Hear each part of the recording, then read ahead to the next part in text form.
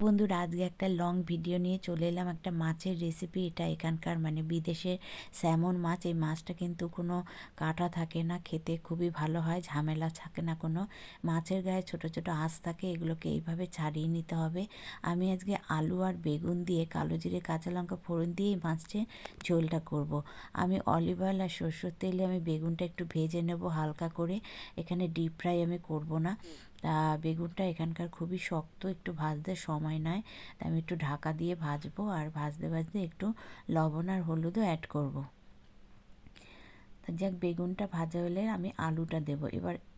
এই মাছের রেসিপিটা মেয়ে বললো, মা করে দেখো, খুব ভালো লাগবে। আমি এর আগেও অনেক রকম ভাবে করেছি স্যামন মাছ, কিন্তু এইটা দেখলাম খুবই ভালো লাগলো। আর কোনো মানে খেতে সত্যি খুবই ভালো হয়েছে। যেমন আমরা কালো জিরে কাঁচা লঙ্কা দিয়ে ইলিশ মাছের ঝোল করি, ঠিক সেই রকম।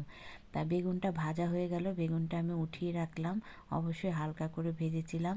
এবারে আমি আবার একটু অলিভ অয়েল আর সরষের তেলে আমি আলুগুলোকে ভেজে নেব। আলুগুলোকেও হালকা করে আমি ভেজে নেব। ভাজতে ভাজতে একটু লবণ হলুদ অ্যাড করব। অ্যাড করে ভেজে নিয়ে আমি তারপরে এটাকে উঠিয়ে রাখবো। আর কত রকম মাছের রেসিপি হয়। তা আমি এর আগেও স্যামন মাছ দুরকমভাবে রান্না করেছিলাম এর আগে এসে। তা আবার আমি পরেও আবার দেবো, অনেক দিন আছি, অনেক রেসিপি করব। তা আলুটা উঠিয়ে রাখার পরে আমি আবার সরষের তেল আর অলিভ অয়েলে স্যামন মাছগুলোকে ভেজে নেব। এই মাছগুলো কিন্তু খুব কড়া ভাজে না, আর মাছটা খুব নরম হয়, মানে একটুতেই ভেঙে যাওয়ার চান্স থাকে। তা আমি এই মাছগুলোকে স্যালো ফ্রাইয়ের মতোই করে নেব, কোনো ছাকা তেলে ভাজবো না।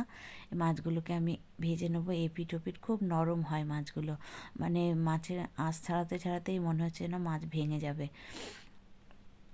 তা ওরা এগুলো প্যাকেট শুদ্ধ কিনে নিয়ে আসে, কোনো একদম পরিষ্কারই থাকে, শুধু আঁশটা ছাড়িয়ে একটু ধুয়ে নিয়ে জাস্ট লবণ হলুদ মাখিয়ে রাখতে হয়।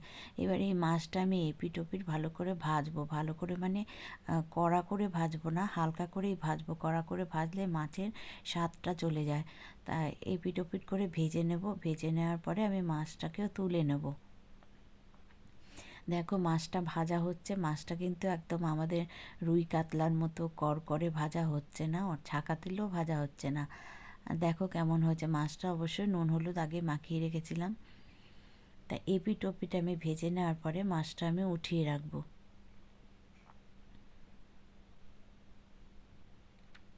এবার আমি সরষের তেল অলিভ অয়েলে কাঁচা লঙ্কার কালো জিরে দেবো, দিয়ে একটু নেড়ে চেড়ে আমি ওর মধ্যে দিয়ে দেবো টমেটোগুলো দিয়ে একটু ভাজা ভাজা করে নেব, নালে টমেটোর কাঁচা গন্ধ ছাড়বে। একটু ভেজে নিয়ে ওর মধ্যে দিয়ে দেবো আলুগুলো।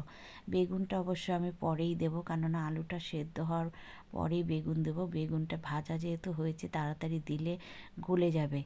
এই জন্য টমেটোটা একটু ভাজা ভাজা হয়ে গেলে আমি ওর মধ্যে আলুগুলো দিয়ে একটু নেড়ে চেড়ে ওর মধ্যে দেবো আমি জিরে গুঁড়ো আর হলুদ গুঁড়ো। এখানে আর একটু লঙ্কা গুঁড়োও দেবো।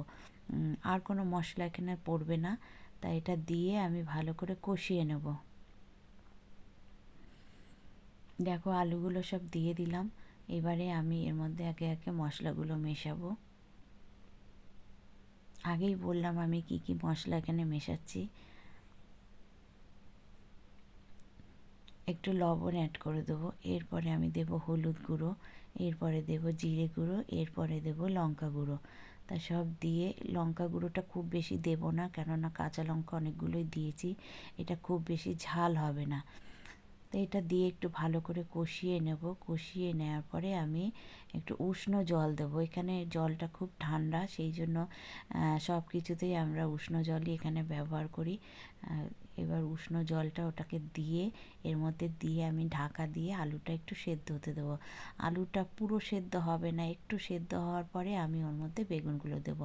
এখন আমি জল দিয়ে এটাকে ঢাকা দিয়ে দেবো।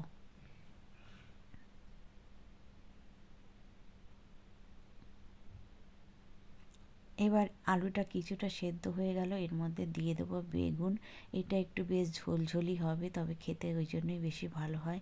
তা বেগুনগুলো দিয়ে আরেকটু ফুটিয়ে নেওয়ার পরে আমি এর মধ্যে স্যামন মাছগুলো দিয়ে দেবো। তোমরা দেখতে পাচ্ছ নিশ্চয়ই আমি কড়াই থেকে আমি ফ্রাইং প্যানে চলে এসেছি। এটাতে তোমার করলে সুবিধা হয়, মাছগুলো ভেঙে যাবে না। কড়াইতে দিলে মাছটা ভেঙে যাওয়ার সম্ভাবনা থাকে। আমি এই রকমভাবেই এখন রেখে দেবো, এইভাবেই সার্ভ করা হবে সব খাবার টেবিলে। তারপরে বাদবাকিটা কিছুতে ঢেলে রাখবো। তাই এবার এর মধ্যে দিয়ে দেবো আমি ধনেপাতা কুচি। ধনেপাতা কুচিটা একটু বেশি দিলে ভালো হয়। তা আমি যাই হোক যেটুকু পেরেছি দিয়েছি। আর নামাবার আগে অবশ্যই একটু কাঁচা সর্ষের তেল, এটা কিন্তু মাস্ট। এটাই কিন্তু মাছের ফ্লেভারটা, এই ঝোলের ফ্লেভারটা আরও সুন্দর করবে। তাই এবারে এটা হয়ে গেলে পরে আমি কাঁচা সর্ষের তেল ছড়িয়ে আমি এটাকে নামিয়ে নেব। আর একটু লবণ আর একটু অ্যাড করব, দেখলাম একটু লবণটা কম হয়েছে, আর একটু লবণ অ্যাড করে আমি ওই সর্ষের তেলটা ছড়িয়ে দেবো। তবে খেতে কিন্তু দুর্দান্ত হয়েছিল। তা কি বলবো, মেয়েও বললো মা খুব ভালো হয়েছে। তা ভালো হওয়ারই কথা, এইভাবে রান্না করলে সত্যি খুব ভালো হয়। এটা কোনো শরীরেরও ক্ষতি হবে না। কেমন লাগলো ভিডিওটি বন্ধুরা অবশ্যই জানিও।